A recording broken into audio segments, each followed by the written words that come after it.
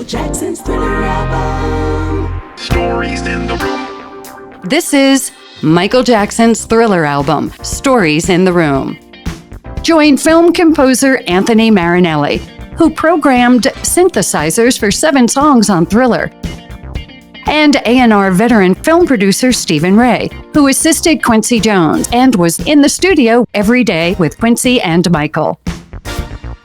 Michael Jackson's Thriller album, Stories in the Room. I'm Anthony Marinelli with my longtime close friend and co-host, Stephen Ray, bringing you the real stories directly from the talented people in the room with us during the making of Thriller, the greatest selling album of all time. Today we welcome and share stories with composer and synth master Steve Porcaro, one of the founding members of 3-time Grammy-winning rock band Toto and co-writer of Michael Jackson's beloved song Human Nature. In this segment, Steve Porcaro shares with us where the beautiful inspiration for the song Human Nature came from, and how the B-side of the cassette demo was fortuitously heard by Quincy Jones. Like, how did it segue into now you're a songwriter? I mean, that's a major transition. Yeah, no, and I believe me, I was a synthesizer programmer. You kind of sometimes, to be honest, kind of felt pigeonholed. He was looking to David Paich. David was the well-known songwriter in the band. David had this great track record. David had done Silk Degrees with Boz and was Toto's primary writer. And Quincy had a long relationship with David's father, Marty Paich, the great arranger. And Quincy was going to David for songs. And I remember very well, they wanted something like My Sharona. They wanted a simple rock thing they were looking for. That was the assignment, My Sharona. And David was at David's house, where we both lived at the time. David was plugging away, at night we'd be working away. He'd be trying things. And usually during the day, someone would come pick up, a cassette, would pick up the previous night's work to run it by Quincy. And I kind of ran the studio. David was very, very generous and let me have my, let me have all this endless studio time and blank tape and where I was always could leave everything set up and experiment.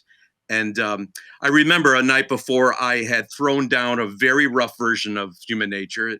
You can hear it on the internet. There was no, I had written the chorus were my lyrics but I was just, repeating the same verse lyric over and over again. It was a very unfinished thing. And I had thrown it down on cassette. And the next day, David called down to me, and he had done 2 grooves the night before. He had done 2 things the night before, and he called down to me and said, "Hey, throw those on a cassette. Quincy's guy's coming to pick them up." That guy would be me. Exactly. Exactly. You were on your way to come get it, and I ran out there, and it really was a rare thing because we always had plenty of tape stock and would buy cassettes by the case. And I'd have these custom ones made, that would fit a song or 2 on them. I would, maybe the 10-minute or 15-minute ones. Yeah. Because we went through them so often. But lo and behold, there were no blank cassettes around. So I took that one I did of Human Nature. I flipped it around, rewound the other side, relabeled it, so that the blank side was the A side, recorded David's 2 things, and didn't think anything of it. And Stephen came and picked it up, and that was the last I heard of it. Next thing I know, the next day, David's telling me how he talked to Quincy, and Quincy was talking to him about this Why song, and David said it took him like 20 minutes to realize what he was talking about, But you submitted it? Did you? So we were actually submitting it. It wasn't just buried. I was put not it on submitting it. I would have never submitted an unfinished see. song like that. Never, ever. You know what I mean? It was on the other side. I never thought he would hear it.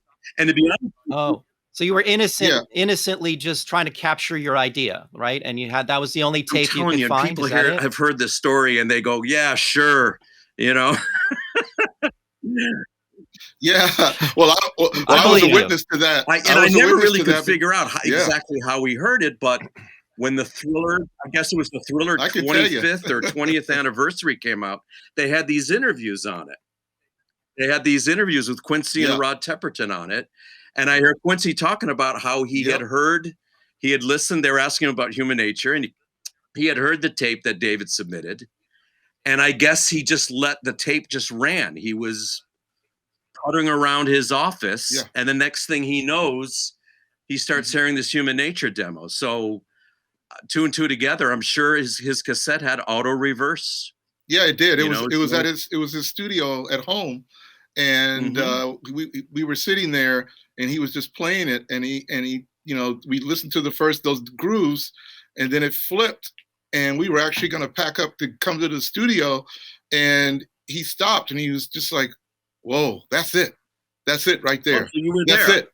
That's it was that fast. He just heard it like now and said that. But it was instant, and that's what I wanted to speak to. It's just such an honor and pleasure to talk to you, Steve, because that melody is just so moving. I mean, it takes you 2 seconds into that chorus, and you're there, you're done. It's like that's it. And then later to hear the story, I think you said something else in the studio, because Quincy asked you, "Hey, how did you come up with that?" And I think you mentioned about Heather, about some kids at school. Can you talk about that, like the inspiration? Sure. I mean, just to back up for a second, what I think Quincy liked, and what I always try to have in my tunes and my demos is I love lots of atmosphere, and I think even my rough demo of Human Nature, as unfinished as it was, you really got a sense of the atmosphere of it all. And the song was inspired by, it's a story I've told a lot about my daughter, Heather. I was actually on my way to the studio. Toto was mixing Toto 4. And we had one more track to mix, which was Africa. And I got to record 1 where we were mixing it. And the guys were just putting up Africa. They just were getting the song up. And I went out I was on my way there, and I'd stopped by to see my daughter, Heather, who had a rough day at school. Some kids she fell off a slide, and a boy had hit her or something. How old was she then? Oh, this is like 2nd or 3rd grade. Okay. This is like 2nd or 3rd grade. She was very upset. I know what that is. I have 2 daughters that age right now, 4 and 6. So I'm just feeling it. There you go. So I remember very well trying to explain to her the way she described it. It sounded to me like the boy liked her. You know what I mean? That he was, the way he randomly, got her attention like that. I thought, but how do you explain that to a kid that young? But I just remember thinking in the studio, the term Human Nature came up. How do you explain that to a kid? How do you explain that? Anyway, so I got to the studio. The guys were putting up Africa. They were all in the booth, getting ready to mix. And I went out into the studio where the piano was, and it all pretty much came together. The intro, the verse, the chorus, all pretty much came together in like 10 minutes. Join us for the next episode of Michael Jackson's Thriller album, Stories in the Room, with your hosts Anthony Marinelli and Stephen Ray. Watch our extended interviews on youtube.com/@StoriesInTheRoom. Audio-only interviews are available on all podcast networks. Follow us on Facebook, Instagram, and TikTok @StoriesInTheRoom. For the latest news and links, visit the website, StoriesInTheRoom.com.